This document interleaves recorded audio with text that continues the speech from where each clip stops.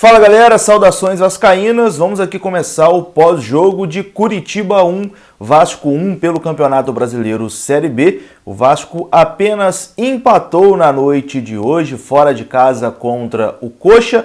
Talvez um desavisado que vem aqui assistir esse vídeo pode até pensar, pô, um pontinho fora de casa contra o Curitiba não dá para desvalorizar.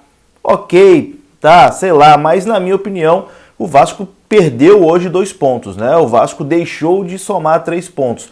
Poderia ter saído hoje com 3 pontos, mas volta para casa apenas com um empate, né? Um pontinho aí, 1-1 contra o Curitiba.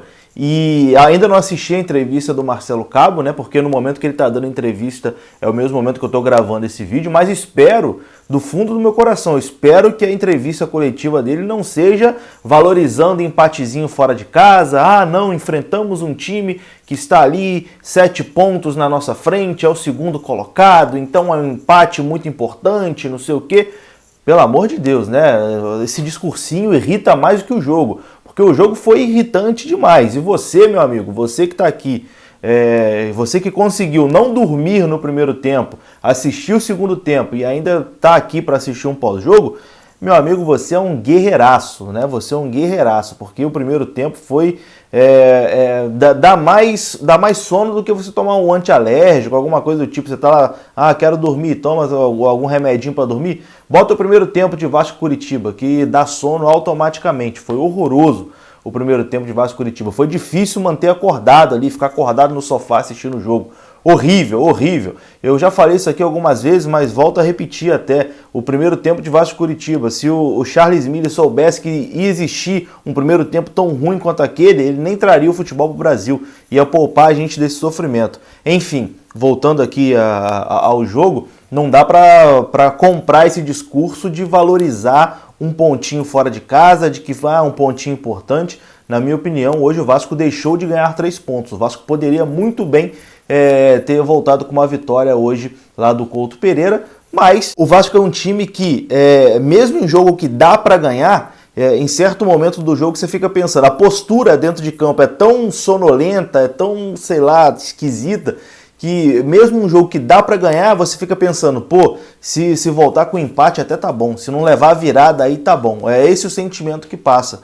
Porque é um jogo hoje que não era um jogo difícil de ganhar. O time do Curitiba para ver o nível dessa Série B como é fraco. Esse Curitiba aí que fez esse joguinho mais ou menos aí contra o Vasco, esse joguinho horroroso aí contra o Vasco, é o segundo colocado, tem 7 pontos, aliás, 7 não, tem 4 pontos a mais que o Vasco, né? Quem tem 7 pontos a mais que a gente é o líder náutico, mas o Curitiba tem 4 pontos a mais que o Vasco, e joga esse futebolzinho aí bem mais ou menos, que hoje dava para o Vasco ter vencido a partida, mas o Vasco também sem tesão nenhum de vencer o jogo, né? Um jogo que ninguém queria vencer, parecia que os dois estavam ali satisfeitos com um empate. Como eu disse, o primeiro tempo foi muito, muito ruim, né? O primeiro tempo muito ruim de Vasco e Curitiba. O Vasco apostando ali em tentar sair no contra-ataque, né? Com uma postura um pouquinho mais defensiva. O Vasco ia entrar até mais defensivamente, né? O Rômulo seria o titular desse jogo, mas aí ele sentiu no aquecimento e quem jogou foi o Galarza, que tem uma característica um pouco mais ofensiva. Mas o Vasco, uma postura defensiva no primeiro tempo para tentar sair nos contra-ataques, mas aí tem um grande problema, né? O Vasco não consegue sair no contra-ataque porque não tem velocidade. O time do Vasco parece um Celta 1.0 com kit gás, ar-condicionado, 10 pessoas dentro, subindo uma ladeira. É um time que vai a 5 km por hora. É um time que a transição é muito lenta, cara. Pô, parece que os caras estão correndo ali de calça jeans, é uma lentidão, não consegue, não dá. Um time que tem a proposta de jogar no contra-ataque e entra em campo sem um jogador de velocidade. O Vasco no primeiro tempo não tinha um jogador de velocidade. Então fica difícil, né? Fica difícil você apostar num contra-ataque se você não consegue fazer uma transição, se você não consegue ter velocidade para sair no contra-ataque. Enfim, o primeiro tempo foi esse horror. O Vasco teve uma chance no primeiro tempo, num chute do Peck, ainda no início do jogo ali, que ele bate colocado, a bola passa perto ali do gol do Wilson, né, o goleiro Wilson.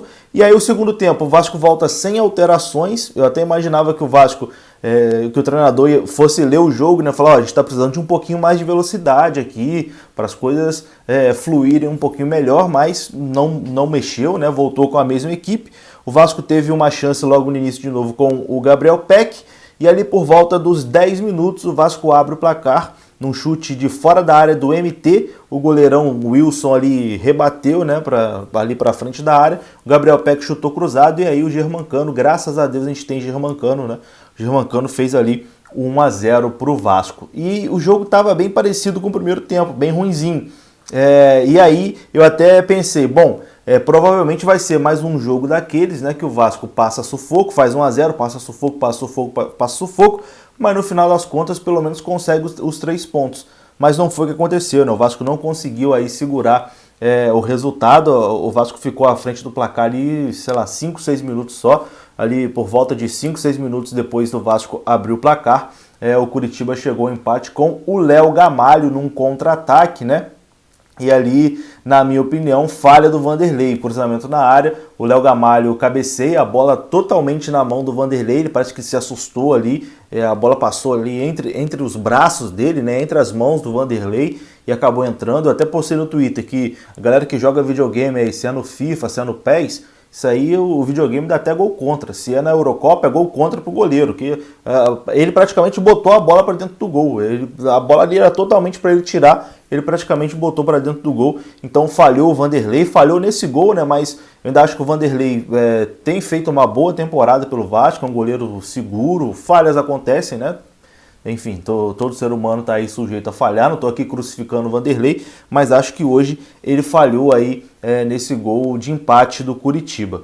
E bom, o jogo também não aconteceu muita coisa além disso, né? Destacar aqui mais uma boa partida da zaga do Vasco, né? Eu acho que a dupla Hernando e Castan, o Hernando tão criticado, fez mais uma boa partida, o Leandro Castan também vem aí num crescimento, né? Mais uma vez fez uma boa partida, essa zaga tá passando um pouquinho mais de confiança, né? O Vasco hoje levou um gol ali que, como eu disse, foi uma bobeira, mas também que teve uma contribuição do Vanderlei. Então acho que foi mais uma partida boa da dupla de zaga do Vasco. E aí, cara, uma coisa que me irrita é que a primeira substituição do Vasco hoje foi só aos 30 minutos do segundo tempo. Pô, o treinador viu, não é possível, ele deve ter visto, né, essa lentidão que o Vasco tava, o Vasco não conseguia puxar contra-ataque, o Vasco não conseguia criar. O Marquinhos Gabriel, não sei qual o plano de sócio torcedor do Marquinhos Gabriel, porque eu quero resgatar isso também. Hoje ele resgatou um plano lá do sócio gigante para poder assistir o jogo de dentro de campo, que ele não participou do jogo, ele assistiu o jogo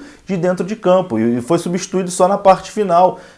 O Marcelo Cabo demorou 30 minutos no segundo tempo para fazer a primeira substituição, quando ele tira o Peck, que nem estava mal no jogo, tira o Peck e bota o Jabá, que é um jogador importante ali de velocidade. O Jabá conseguiu em alguns momentos ali fazer um salseiro, puxar alguma coisa ali no segundo tempo. Depois ele bota também o Arthur Salles e o Figueiredo, que são dois moleques da base, também com mais velocidade. E ali, sei lá, nos 5 minutos finais, quando ele faz essas substituições, o Vasco conseguiu criar algumas oportunidades, né? O Vasco conseguiu propor mais o jogo, o Vasco conseguiu, nesses 5 minutos finais, assustar mais o Curitiba. O Vasco poderia até ter vencido o jogo, teve uma oportunidade ali de contra-ataque, mas ali o Arthur Salles com o Figueiredo, enfim, acabaram se enrolando ali com a bola, mas na velocidade, né, conseguiram assustar um pouco mais o Curitiba. Então, se o Vasco não tivesse essa postura covarde desde o primeiro minuto de jogo, né, que já vem essa postura aí desde do jogo contra o Confiança, o jogo contra o Brusque em São Januário,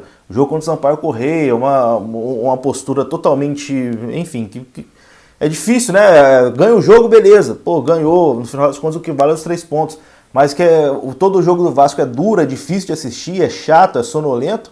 E aí, hoje, mais uma vez, né, respeitou demais o Curitiba. O Vasco parece que todo jogo que vai jogar, parece que o outro adversário, sei lá, o Vasco, o Curitiba é o Curitiba, meu amigo. É o Curitiba que tá na merda igual a gente, é o Curitiba que tá na segunda divisão. Não é o Barcelona que está jogando contra, não é o City do Guardiola.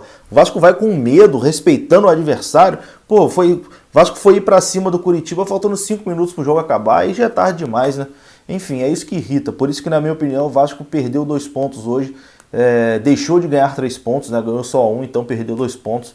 E não estou satisfeito não com esse ponto fora de casa, não. Provavelmente o discurso aí do treinador vai ser que está satisfeito com um pontinho, mas eu não estou. Quero saber a sua opinião aqui nos comentários. Vou ficando por aqui. Obrigado aí pela sua audiência. Como eu disse, só de você assistir esse vídeo aqui, depois desse jogo que deu vontade de dormir no primeiro tempo, pô, já fico feliz demais pela sua audiência. Um abraço, saudações vascaínas. Até a próxima. Fui!